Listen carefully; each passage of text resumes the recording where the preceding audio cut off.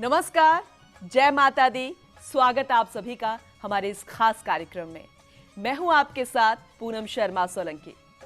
नवरात्रि चल रहे हैं, हर कोई माता की पूजा अर्चना कर रहा है, हर कोई अपने विधि विधान से माता को मना रहा है। कोई मन्नत मांग रहा है तो कोई बस आशीर्वाद ले रहा है। चलिए हम बात करेंगे आज ब्रह्मचारिणी की। दूसरे दिन माँ की पूजा की जाती है। ब्रह्मचारिणी, ब्रह्म का अर्थ होता है तपस्या और चारिणी का अर्थ होता है आचरण करने वाली, यानी तप का आचरण करने वाली। वैसे ब्रह्मचारिणी के लिए कहते हैं कि ब्रह्मा का स्वरूप होती है, विद्या की देवी मानी जाती है और अगर आप तरक्की चाहते हैं तो इस दिन माँ की पूजा अर्चना जरूर करनी चाहिए। और इसी दिन को बहुत बेहतर तरीके से समझने के लिए स्टूडियो में मौजूद हैं जाने माने ज्योतिषाचार्य पंडित मुकेश शास्त्री जी। पंडित जी, आपका बहुत बहुत स्वागत है। जयकारा शेरावाली का, बोल सांचे दरबार की जय। पंडित जी, माँ के इस रूप को आपसे बेहतर कोई नहीं समझा सकता। सबसे पहले माँ के इस रूप के बारे में आपसे जानना चाहेंगे।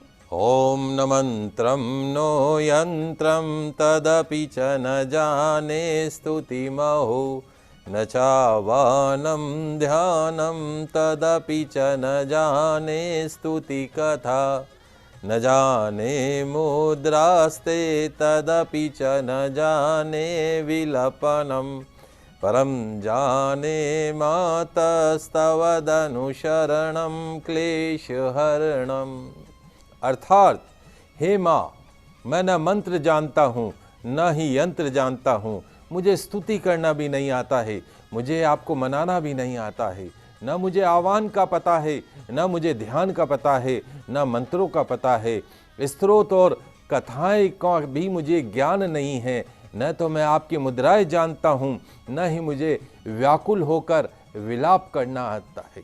परंतु एक बात अवश्य जानता हूँ कि आपका अनुसरण, आपकी शरण में आना सब कलेशों को, सब विपत्तियों को हरने वाला है। पुत्र कपूत हो सकता है लेकिन माता कभी कुमाता नहीं हो सकती है। जय माता की, जय माता की। सोमवार दिनांक 16 अक्टूबर सन 2023 को आश्विन मास के शुक्ल पक्ष की द्वितीया तिथि रहेगी।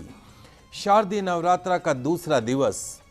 नवरात्रा के दूसरे दिवस माँ ब्रह्मचारिणी की पूजा का विधान बताया गया है। माँ दुर्गा की नव शक्ति का दूसरा स्वरूप माँ ब्रह्मचारिणी का रूप है। देवी का यह रूप पूर्णतः ज्योतिर्मय है, अत्यंत ही भव्य रूप माना गया है। इस रूप में देवी के दाएं हाथ में जप की माला है और बाएं हाथ में कमंडल धारण करती हुई है। माँ दुर्गा का ये दूसरा स्वरूप भक्तों और सिद्धों को अनंत फल देने वाला माना गया है। माँ ब्रह्मचारिणी की उपासना से मनुष्य के अंदर तप, त्याग, वैराग्य, सदाचार, संयम की वृद्धि होती है और यही सद्गुणों से उस इंसान को जीवन में तरक्की, उन्नति प्राप्त होती है। जीवन के कठिन संघर्षों में भी उसका मन कर्तव्य पथ से विचलित नहीं होता है जो माँ ब्रह्मचारिणी की आराधना करता हो।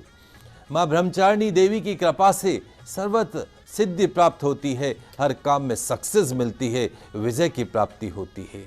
तो कुल मिलाकर माँ ब्रह्मचारिणी का जो रूप है वो हर तरीके से आपकी हर समस्या का समाधान करने में सक्षम है। तो नवरात्रा के द्वितीय दिवस माँ ब्रह्मचारिणी की पूजन अर्चन आपको अवश्य करनी चाहिए।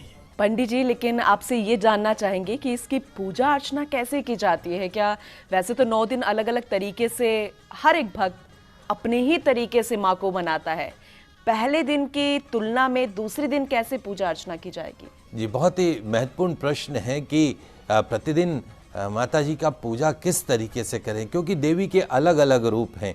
तो देवी के अलग अलग रूप के अनुसार उनकी पूजा विधान में भी सूक्ष्म अंतर रहता है। वैसे तो भाव से पूजा है, मानसिक पूजा है, उसके अंदर कोई विधि विधान की आवश्यकता नहीं है।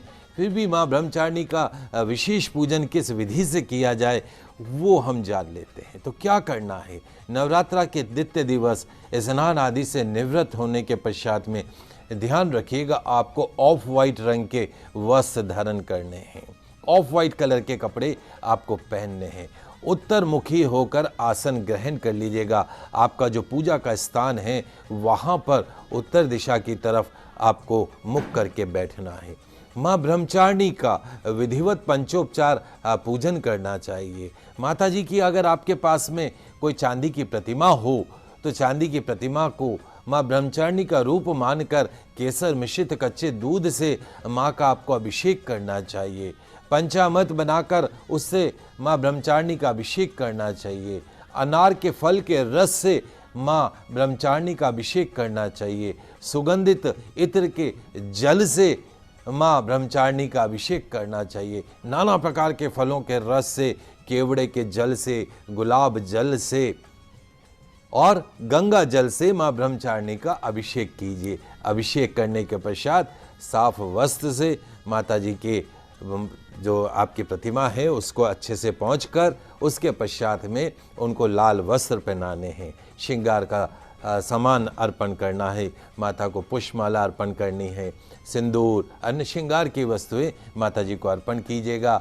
चूनरी अर्पण करनी है माता जी को। गौघृत का दीप अर्पण करना है, दीप प्रज्वलित करना है। चंदन की अगरबत्ती जलानी है। अबीर माता जी को अर्पण करना है। और विशेष तौर पे माँ ब्रह्मचारिणी को सफ़ेद कमल का पुष्प और सफ़ेद पुष्प मोगरे के पुष्प अवश्य अर्पण कीजिएगा। भोग में माँ ब्रह्मचारिणी को केसर की खीर, दूध से बनी मिठाई का भोग लगाइएगा। पंचामृत, चीनी, मिश्री भी माँ ब्रह्मचारिणी को अर्पण कीजिएगा। एक मंत्र मैं आपको बताऊंगा, उसका एक माला कम से कम 108 बार आपको जाप अवश्य करना है। पूजन के पश्चात वो भोग किसी भी सुहागिन महिला को दान में दे दीजिएगा। जाप के पश्चात माता जी की आरती कीजिएगा, पुष्पांजलि कीजिएगा, क्षमा प्रार्थना कीजिएगा। पूजन मंत्र जो रहेगा बड़ा ही सरल मंत्र है, आप सभी दर्शकों के लिए मनन करने योग्य रहेगा। या देवी सर्वभूतेषु माँ ब्रह्मचारिणी रूपेण संस्थिता नमस्तस्यै नमस्तस्यै नमस्तस्यै नमो नमः। अर्थ क्या है कि हे माँ सर्वत्र विराजमान और ब्रह्मचारिणी के रूप में प्रसिद्ध माँ अम्बे, आपको मेरा बार बार प्रणाम है, नमस्कार है। मैं आपको बार बार प्रणाम करता हूँ, नमस्कार करता हूँ। या देवी सर्वभूतेषु माँ ब्रह्मचारिणी रूपेण संस्थिता नमस्तस्यै नमस्तस्यै नमस्तस्यै नमो नमः। प्रत्येक सर्वसाधारण के लिए आराधना योग्य यह श्लोक सरल है, स्पष्ट है। माँ जगदम्बे की भक्ति पाने के लिए इसे कंठस्थ कर लीजिए। नवरात्रि के द्वितीय दिन इसका जाप करना चाहिए। निश्चित तौर पर माँ ब्रह्मचारिणी आपसे प्रसन्न होती हैं और आपकी सभी मनोकामनाएं पूर्ण करती हैं। पंडित जी, बहुत ही विस्तार तरीके से आपने इसे समझाया है और हम उम्मीद करते हैं हमारे दर्शकों को विस्तार से जानकारी मिली होगी, इसका लाभ उन्हें जरूर मिलेगा। लेकिन आपसे समझना चाहेंगे, वो लोग जो व्रत नहीं कर सकते, क्या वो भी इसी विधि विधान तरीके से पूजा अर्चना कर सकते हैं? और जो वर्किंग लेडीज़ है या वर्किंग पुरुष भी हैं, आमतौर पर हर कोई पूजा अर्चना करना चाहते हैं, लेकिन माता क्या है कि अपने भक्त के किसी भी छोटी सी भी पूजा अर्चना से खुश हो जाती है, तो उनके लिए भी ज़रा बता दीजिए जो इतनी लंबी चौड़ी पूजा नहीं कर सकते।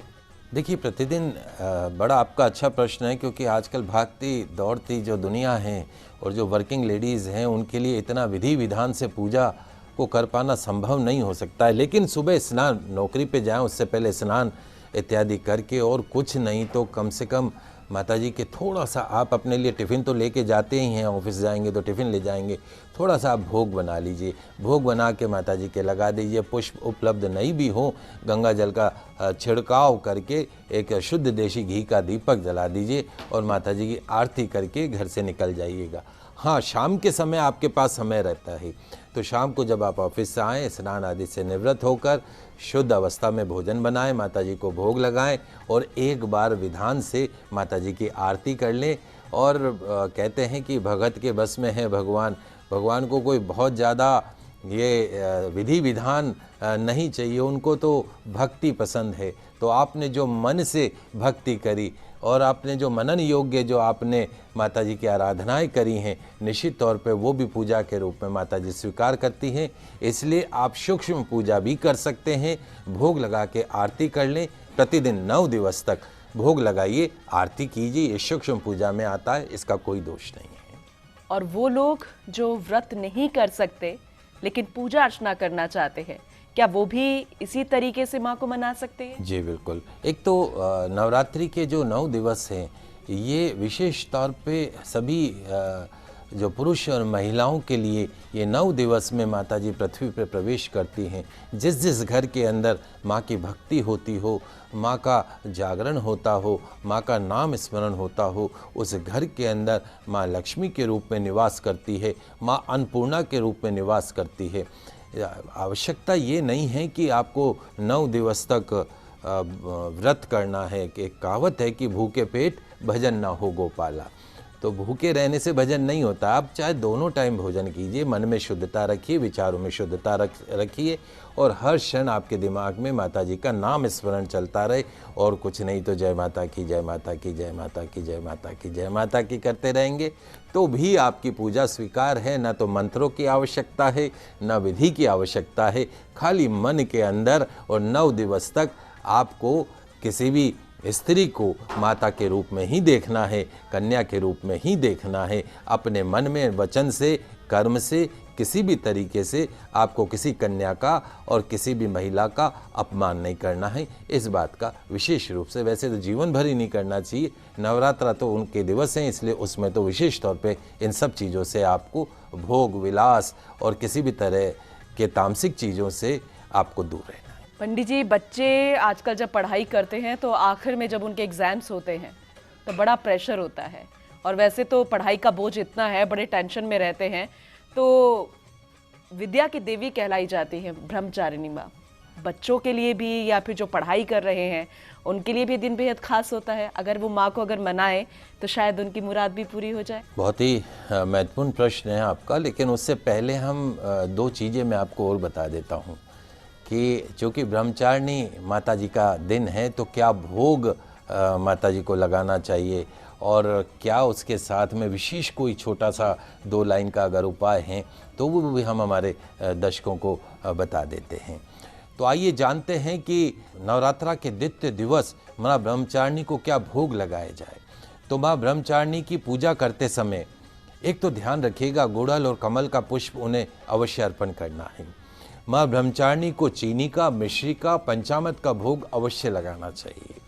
और अगर आप माँ ब्रह्मचारिणी को प्रसन्न करना चाहते हैं तो उन्हें दूध और दूध से बने व्यंजन जरूर अर्पण करें। जैसे आपने कहा कि बहुत ज़्यादा कोई नहीं कर पाता है, तो मेरे हिसाब से दूध तो हर घर में रहता है, शक्कर हर घर में रहती है, तो अगर उसका भोग भी लगा दिया तो भी जो है माता जी उसको स्वीकार करती हैं। अगर आप लंबी आयु सौभाग्य प्राप्त करना चाहते हैं तो माँ ब्रह्मचारिणी व्रत पर इन सभी चीज़ों का दान अवश्य कीजिए।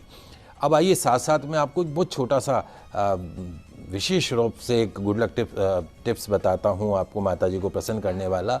ब्रह्मचारिणी के दिन यानी द्वितीय दिवस ऐसी कन्याओं का पूजन किया जाता है जिनका विवाह तो तय हो गया हो लेकिन विवाह हुआ नहीं हो, यानी एंगेजमेंट हो गई हो और विवाह अभी हुआ नहीं है। ऐसी कन्याओं को अपने घर बुलाइए, उनका पूजन कीजिए, पूजन करवा कर उनका भोजन इत्यादि करवाइए, वस्त्र और श्रृंगार की सामग्री उनको भेंट करनी चाहिए। इससे जो है वो माँ ब्रह्मचारिणी प्रसन्न होती है और निश्चित तौर पर आपकी सभी मनोकामनाओं को पूर्ण करती हैं। पंडित जी, आप भोग के बारे में भी बता रहे थे कि किस तरीके के भोग लगाने चाहिए, कैसा भोग लगाना चाहिए, और जब आप व्रत खोलते हैं तब किस चीज़ से खोलना चाहिए? देखिए, सबसे पहला ये बहुत ही महत्वपूर्ण प्रश्न है कि आप व्रत खोलें तो किस चीज़ से खोलें। क्योंकि एक हमारे यहाँ प्रथा है कि हमारे यहाँ कोई भी गेस्ट आता है, कोई मेहमान आता है तो हम कुछ मीठा अवश्य बनाते हैं और सबसे पहले मनवार भी हम मीठे की ही करते हैं। तो जो भी आपने माता जी को भोग लगाया, चाहे शक्कर का लगाया, चाहे मिश्री का लगाया, चाहे हलवे का लगाया है, तो सबसे पहले जो आपको व्रत खोलना है वो उसी मीठे प्रसाद से ही आपको व्रत खोलना है। उसके पश्चात आप भोजन कर सकते हैं। अब आपका दूसरा प्रश्न था कि बच्चे जो पढ़ने वाले बच्चे हैं उनके लिए क्या विशेष तौर पे माँ ब्रह्मचारिणी की पूजा अर्चना कैसे की जाए, ऐसे कौन से मंत्र है जिनका जाप करने से बच्चों को आने वाले समय के अंदर उनके कंपटीशन एग्ज़ाम में उनको सक्सेस मिल सकती है।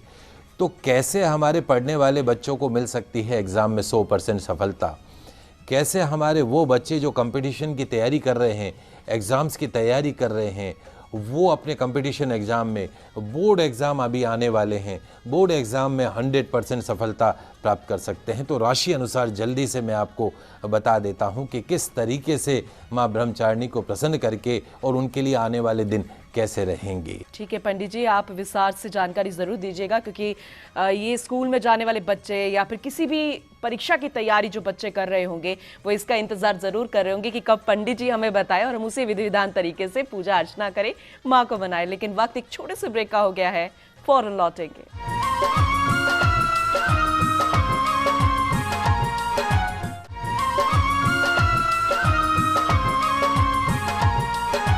ब्रेक के बाद आपका एक बार फिर से स्वागत है। आप देख रहे हैं हमारा खास कार्यक्रम नवरात्रि स्पेशल और हमारे साथ है ज्योतिषाचार्य, जाने माने ज्योतिषाचार्य पंडित मुकेश शास्त्री जी।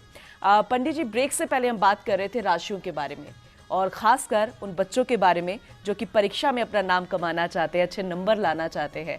तो राशियों के अनुसार अगर हम जानना चाहें तो कितना असर उन पर पड़ेगा?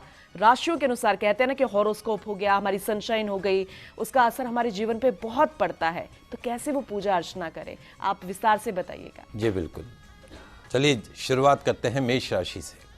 मेष राशि वाले जो हमारे पढ़ने वाले बच्चे हैं, ध्यान रखिए आने वाला समय माता जी की आराधना के लिए सबसे अच्छा समय रहेगा, शुभ समय रहेगा। माता की निरंतर स्तुति, माता की आराधना आपको सफलता का वरदान ज़रूर देगी। 21 बार रोज आपको विद्या मंत्र अवश्य पढ़ना है और अपनी पढ़ाई के ऊपर कंसंट्रेट करना है। और विद्या प्राप्ति मंत्र मैं आपको कार्यक्रम में आगे बताऊंगा। वृषभ राशि की बात कर लेते हैं। वृषभ राशि वाले जो हमारे बच्चे हैं, ध्यान रखिएगा, don't get to be over confident. माता जी कहती हैं कि आपको हार्ड वर्क करना होगा, तभी जाके आपको सक्सेस मिलेगी। और जल्दी सफलता का मीठा स्वाद चखना यदि आप चाहते हैं तो विद्या मंत्र को रोजाना 21 बार आप पढ़िएगा। निश्चित तौर पर एग्जामिनेशन में 100% सफलता आपको प्राप्त होगी। बात करते हैं मिथुन राशि की। मिथुन राशि वाले जो हमारे पढ़ने वाले बच्चे हैं, माता जी ये कहती हैं कि आपको अपना एनर्जी लेवल, उसका इस्तेमाल सही तरीके से करना होगा। आप में एनर्जी बहुत ज़्यादा है लेकिन उस एनर्जी को डाइवर्ट कर रखा है। आप अपनी पढ़ाई में लगाइए, बहुत कम समय बचा एग्जामिनेशन के लिए, उस एनर्जी लेवल को उस तरफ डाइवर्ट कर दीजिए। निश्चित तौर पे सफलता आपके कदमों को चूमेगी। विद्या प्राप्ति मंत्र रोजाना 21 बार आपको पढ़ना है। चलिए आगे बढ़ते जानते हैं कर्क राशि वाले हमारे जो पढ़ने वाले बच्चे हैं, आने वाला समय संघर्षपूर्ण रहेगा। Don't get to be over confident. मेहनत कर लीजिएगा, आपकी मेहनत ही आपको सफलता दिलाएगी। रोज 21 बार विद्या मंत्र पढ़ने से विशेष सफलता आपको प्राप्त होगी। सिंह राशि वाले हमारे बच्चे, मन के मुताबिक अगर आप रिजल्ट चाहते हैं तो आपको मेहनत करनी होगी। आपकी मेहनत ही आपके लिए सफलता के दरवाजे खोलेगी। पढ़ने वाले बच्चे, निश्चित तौर पे समय अच्छा है लेकिन आलस्य में समय मत खराब कीजिएगा। विद्या मंत्र का पाठ पूर्व दिशा की ओर करके 21 बार रोजाना पढ़िएगा, सफलता प्राप्त होगी। कन्या राशि, आपको अपनी विद्या के प्रदर्शन का सुनहरा मौका मिल सकता है। हमारे जो बच्चे हैं, आप अपने आप को प्रूव कर सकते हैं और आपको ऊंची उड़ान भरने के लिए तैयार रहना है। उत्तर दिशा की तरफ मुख करके रोजाना विद्या मंत्र का जाप कीजिएगा, संपूर्ण सफलता आपको प्राप्त होगी। तुला राशि वाले हमारे बच्चे, अगर आप कोई कंपटीशन एग्जाम में बैठने जा रहे हैं तो सफलता की उम्मीद बहुत मजबूत होती हुई दिखाई देती है। विद्या मंत्र रोजाना 21 बार पढ़ना है। वृश्चिक राशि, माँ ब्रह्मचारिणी की कृपा आप पर बरसेगी। मेहनत से जी मत चुराइएगा, बस प्रयास पूरे कीजिएगा। Rest leave on the Mata Rani. विद्यार्थियों के लिए बहुत अनुकूल समय है, प्रयास करना होगा। विद्या मंत्र को रोजाना 21 बार पढ़ना होगा। धनु राशि, विद्यार्थियों के लिए बहुत अच्छा मौका रहेगा। जिंदगी एक पॉजिटिव टर्न करवट लेने के लिए तैयार है, तो अपने आप को तैयार रखिए क्योंकि अभूतपूर्व सफलता आपको सामने खड़ी हुई दिखाई देगी। विद्या मंत्र का 21 बार रोजाना पाठ करना है। मकर राशि, परीक्षा में सफलता के लिए हमारे बच्चे थोड़ा संघर्ष कर लीजिएगा आप और हिम्मत मत हारिएगा, अपना 100% दीजिएगा। Rest leave on the Mata Rani. विद्या मंत्र का जाप रोजाना 21 बार कीजिएगा। कुंभ राशि वाले हमारे बच्चे, आपका समय संघर्षपूर्ण दिखता है लेकिन अच्छा है। माता की कृपा से विशेष सफलता का योग बनता है। विद्या मंत्र रोजाना 21 बार पढ़िएगा। मीन राशि वाले हमारे बच्चे, आपके लिए माता रानी सफलता के रास्ते खोल रही हैं। बस ज़रूरत है एक कदम उठाने की, और वो भी पूरी मजबूती के साथ में। विद्या मंत्र का रोजाना 21 बार आपको पाठ करना है। पंडित जी, आपने विस्तार से इन 12 राशियों के बारे में बताया है। बच्चों की तो बल्ले बल्ले होने वाली है अगर इसे ठीक से समझेंगे और ऐसा ही अगर वो करेंगे तो। अब जान लेते हैं विद्या मंत्र के बारे में, क्योंकि बेसब्री से वो इंतजार कर रहे होंगे। जान लेते हैं गुड लक टिप्स। जी बिल्कुल, जैसे मैंने कहा विद्या प्राप्ति मंत्र कौन सा है, ये सभी कंपटीशन जो एग्ज़ाम दे रहे हैं, पढ़ने वाले जो हमारे बच्चे हैं, बोर्ड एग्ज़ाम दे रहे हैं, उन बच्चों को इस मंत्र को एक तरीके से आप रट लीजिए। इस मंत्र को बड़ा सरल मंत्र लेके आया हूँ। या देवी सर्वभूतेषु विद्या रूपेण संसिता नमस्तस्यै नमस्तस्यै नमस्तस्यै नमो नमः। या देवी सर्वभूतेषु विद्या रूपेण संसिता नमस्तस्यै नमस्तस्यै नमस्तस्यै नमो नमः। इस मंत्र का आपको जाप करना है। अब जल्दी से मैं आपको कुछ स्पेशल टिप्स भी बता देता हूँ। चमेली के पुष्प लीजिएगा, 6 लौंग लीजिएगा, 1 कपूर का टुकड़ा लीजिएगा। या देवी सर्वभूतेषु विद्या रूपेण संसिता नमस्तस्यै नमस्तस्यै नमस्तस्यै नमो नमः मंत्र पढ़ते हुए माता रानी के चरणों में रख दीजिएगा। लौंग प्रसाद के रूप में बच्चे उसको खा लीजिए या बच्चों को खिला दीजिएगा। निश्चित तौर पर कंसंट्रेशन में वृद्धि होगी। बच्चों के सिर से पांव तक एक धागा नापकर उस धागे को विद्या प्राप्ति मंत्र पढ़ते हुए उसमें 54 गांठें लगा दीजिएगा। कितनी? 54 गांठें। 54 बार मंत्र पढ़ना है, 54 गांठें लगानी है और माता के चरणों में समर्पित करके नवरात्रा के 9 दिवस उनके धागे को उनके उसमें चरणों में रखिए और नवमी के दिन वो धागा बच्चों के गले में बांध दीजिए। कंसंट्रेशन में वृद्धि होगी, पढ़ने में मन लगेगा। बादाम ले लीजिए हाथ में। विद्या प्राप्ति मंत्र मैंने आपको बताया है, उसका यथाशक्ति जाप कीजिए और वो बादाम बच्चों को दूध में या वैसे खिला दीजिए। तो जो बच्चों का भटकाव बना रहता है, पढ़ने में मन नहीं लगता है, तो उनकी कंसंट्रेशन बनी रहेगी और बच्चे मेधावी हो जाएंगे। 7 दालों का चूरा बनाकर एक पात्र में रख दीजिए। उस पात्र को पूजा स्थान पर रख दे। प्रतिदिन विद्या प्राप्ति मंत्र का जाप करें। नवमी के पश्चात उस दाल के चूरे को बच्चे के ऊपर से घुमाकर पक्षियों को खिला दीजिएगा। जो बच्चों में भटकाव है, कंसंट्रेशन की प्रॉब्लम है, किसी भी तरह की जो मोबाइल का जो एडिक्शन है, उन सब से मुक्ति मिलेगी। तो ये छोटे छोटे से उपाय हैं। अब मैं आपको कुछ और उपाय साथ साथ में बता देता हूँ। शहद का रोज माता जी को भोग लगाइएगा और वो शहद का भोग बच्चों को प्रसाद के रूप में खिलाइएगा।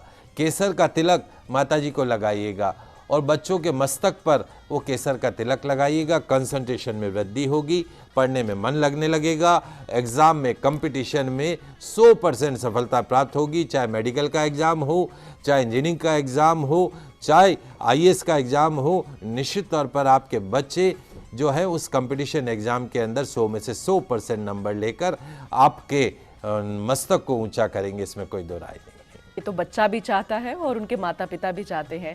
आपने विस्तार से जो समझाया है, हम उम्मीद करेंगे कि चाहे वो बच्चे हों या फिर कोई भी भक्त हो, इन्हें फ़ायदा ज़रूर मिलेगा, इन्हें लाभ ज़रूर मिलेगा। बहुत बहुत शुक्रिया पंडित जी इस स्टूडियो में मौजूद होने के लिए और इस कार्यक्रम में विस्तार से जानकारी देने के लिए। हम उम्मीद करते हैं माँ ब्रह्मचारिणी का आशीर्वाद हम सब पर ऐसे ही बना रहे। दीजिए इजाज़त, नमस्कार, जय माता दी।